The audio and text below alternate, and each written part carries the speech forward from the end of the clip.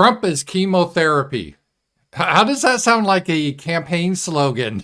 Not exactly morning in America as Ronald Reagan with optimism, the showing the sun coming up as the dawn, like a Golden Graham cereal commercial. No, not exactly. Trump, yeah, he could help. He could help us go along a little bit longer. You know, yeah, obviously that's not a great campaign slogan, but it's the truth. We're in a situation now, it's pretty dark. In some cases, literally, it doesn't look well for America now. The polls are in Kamala's favor. All the media they're doing her PR work. The demographics have changed. The Democrats are up to their usual legal shenanigans. Trump will probably be sentenced to prison. Yeah, he may get out on probation, but it's just looking really dark at this point. And that doesn't mean there's no hope. I still think there's a possibility Trump can win. I put it at, not 1 in a million. I think it's about a 45% chance. And we got to hold on to that. And the poll numbers can change between now and November. A lot of things can happen. Kamala, she hasn't spoken to the press. She hasn't debated. She's really stupid. They're just keeping her away from everyone. So you never know that things could happen. But does it really matter? Does it really matter if it's Kamala as president or Trump? Well, it depends on your time frame. I would say yes, it does matter short term. Long term, no. Trump is, as I said with the campaign slogan, is like chemotherapy for America. And what I mean by that is when someone gets sick with cancer, a horrible disease, for some reason it seems to be more common now in the last couple of years. I won't say why YouTube, but a lot of people are dying of cancer. And there's a certain progression. Someone gets diagnosed and it's a shock, and then they go through chemo, and the chemo shows some results, and they celebrate, yay, the test show I'm cancer free. And then like 6 or 9 months later, the cancer's back, and then 5 months later, they're dead. It's grim, but that is a typical scenario. I know my mother years ago, she had cancer and she went through chemo. And chemo sucks. It makes you sick. It's not very comfortable, but it does extend your life, usually, and it gives you some more time. And a lot of people say, if I ever got sick with cancer, hell with chemo, I'd just rather die. Yeah, it's easy to say that now, but when you're really faced with that situation, most people, they love life. They want to hang on to it as much as possible. So they take the chemotherapy with the hopes maybe it will extend their life. And usually it will. That's the situation we are now with Trump and Kamala. Trump is not going to fundamentally change the progression we're on. The United States, we have stage 4 cancer. That's just the fact of the matter. We could talk about how we should have changed things in the past, but it's grim right now. So Trump represents slowing that cancer. And it's like, well, how much more time can Trump give us?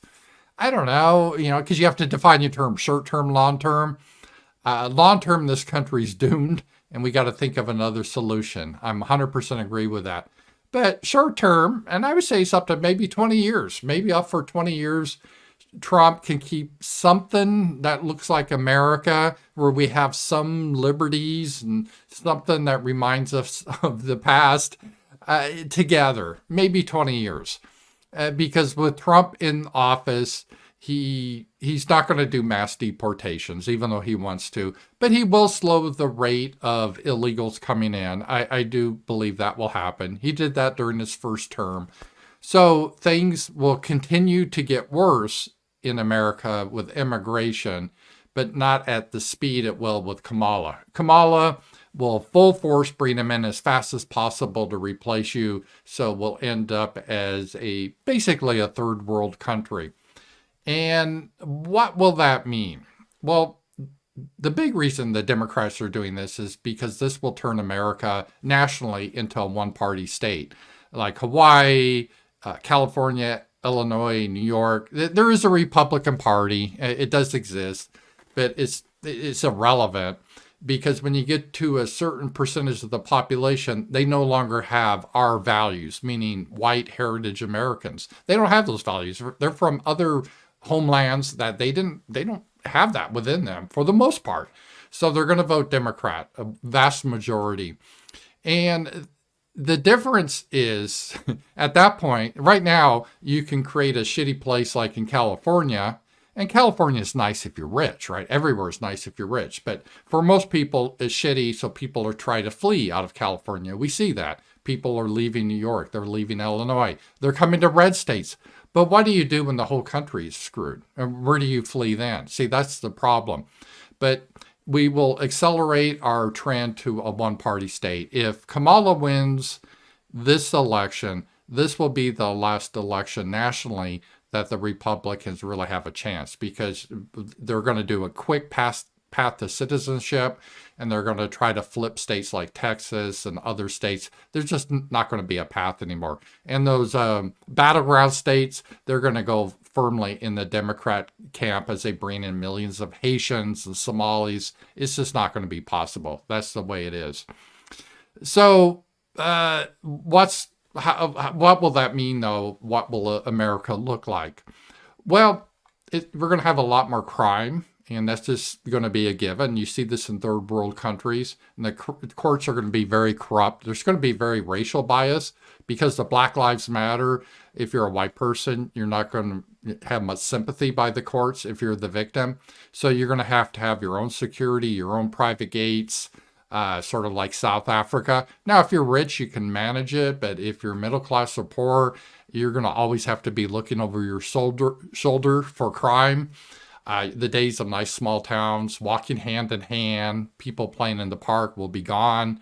That's just the reality of the situation. The other change is we're going to see the end of the First and Second Amendment. The Democrats have made this clear. They want to change the Supreme Court, and they want to define the First Amendment as not covering hate speech or disinformation, which in practice, as we see in Europe, means whatever the government doesn't like. So if you say, I think we should slow down immigration, that's hate speech, you're going to jail. So you can expect that process to begin in earnest to replace the Supreme Court with feisty black judges that don't recognize the Bill of Rights.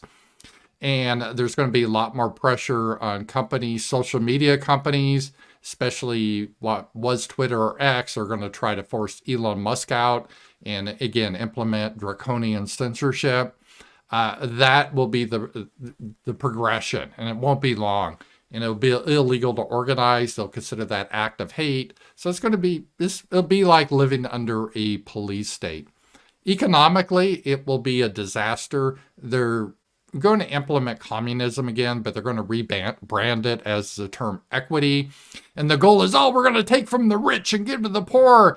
Yeah, but you see, who are the rich? You're thinking of like Bill Gates. No, that's not who they mean. He'll still be exempt. He's talking about average white middle class people. They want to take your stuff and give it to the poor Haitians coming in.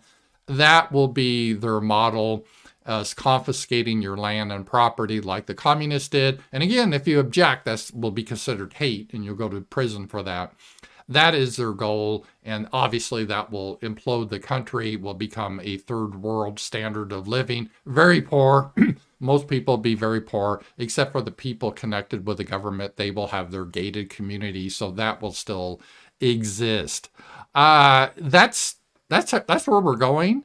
And I'm not saying this to be black pill, saying, I wish there was another way, but I don't see any other change. I don't see how we don't get to that point. Now, there is a white pill. The white pill is that those societies always implode on themselves because they can't hold it together. And we'll start to see parts of America break away. And eventually we'll get new homelands. Hopefully we'll learn the lesson, who to keep out of our countries and how to set up the government. That's the white pill. I really believe that will happen, 100%.